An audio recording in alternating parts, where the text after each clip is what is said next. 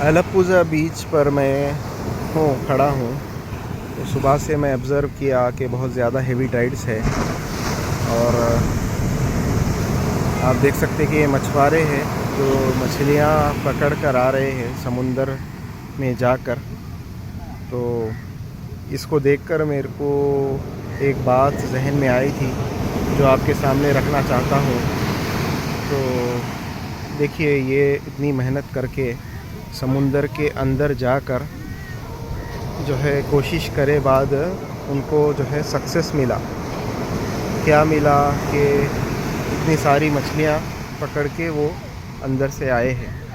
تو صبح سے یہاں پر بہت زیادہ ہیوی ٹائڈس ہے سمندر میں. تو اگر یہ لوگ سمندر کے یہ ہیوی ٹائڈس کو اپنا پرابلم سمجھ کر اگر آگے نہیں بڑھتے تو ان کو سکسیس نہیں ملتا تھا. تو یہ ہیوی ٹائڈس ایکچولی ہر ایک کی زندگی میں آنی ہے، میری آپ کی زندگی میں الگ الگ شکل میں. کسی کو پرسنل ایشوز ہے، فیملی ایشوز ہے، کسی کو فائنینشیل ایشوز ہے، کسی کو ہیلتھ ایشوز ہے، ہیلتھ ریلیٹڈ پرابلمس ہے. تو وہ پرابلمس کو ہم لوگ فیس نہیں کرنے کی وجہ سے ہمارے پرابلمس کا سولوشن نہیں ہو رہا ہے. تو جیسے کہ میں ایکیوپنکچر پریکٹس کرتا ہوں کہ میرے پاس بہت سارے پیشنٹس اپنے مختلف طریقے علاج لے کر آتے ہیں علاج کے لیے. تو ایسے سٹیج میں آتے ہیں کہ مختلف طریقے علاج کروا کر گولی دوا کھا کر 20 سال 25 سال سے ابھی سولوشن کے لیے ایکیوپنکچر کی طرف آتے ہیں. تو میں آپ کو بتانا چاہتا ہوں کہ ہماری باڈی جب سے ہم چھوٹے تھے، تو جب سے آپ کے پرابلمس کو باہر نکالنے کی کوشش کر رہی تھی، لیکن ہم لوگ اپنی باڈی کو کام کرنے سے روکتے رہے بار بار.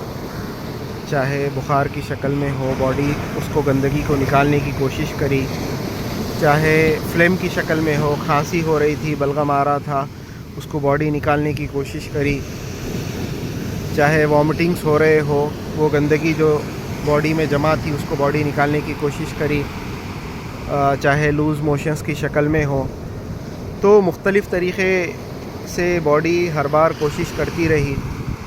مثال کے طور پر کسی کو ہیڈ ایک تھا، تو ہیڈ ایک فرسٹ سٹیج میں جب تھا اس کو، تو اس وقت میں اگر انہیں صبر کر لیتا تھا کوئی بندہ، اس جسم کو آرام دے دیتا تھا، اس کی ضرورت کو پورا کرتا تھا.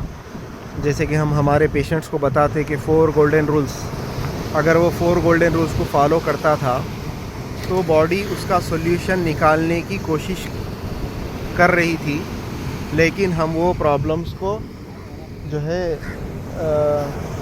ہم فیس کیے بغیر ہم باڈی کو کام کرنے سے روکتے رہے اور گولی دوا کھا کر وہ پرابلمس کو اندر ہی دبا دیے.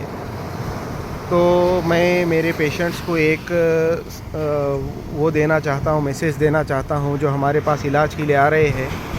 تو اگر آپ ہمارے پاس علاج کے لیے آ رہے ہو تو ہم جو بتا رہے ہیں کہ وہ 4 گولڈن رولز کو فالو کرتے ہوئے تو وہ پرابلمس کو فیس کریں گے تو انشاءاللہ سولوشن آئے گا.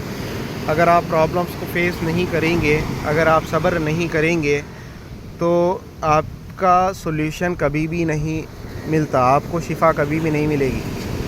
تو اللہ تعالیٰ قرآن میں فرمائے کہ ہر پرابلمس کے بعد آسانی، ہر پرابلمس کے بعد سولوشن ہے، ہر مصیبت کے بعد آسانی ہے. تو یہ اگر آپ کو آسانی چاہتے ہو، آپ سولوشن چاہتے ہو، تو آپ تھوڑا سا صبر کریں اور ٹریٹمنٹ کروا لیں.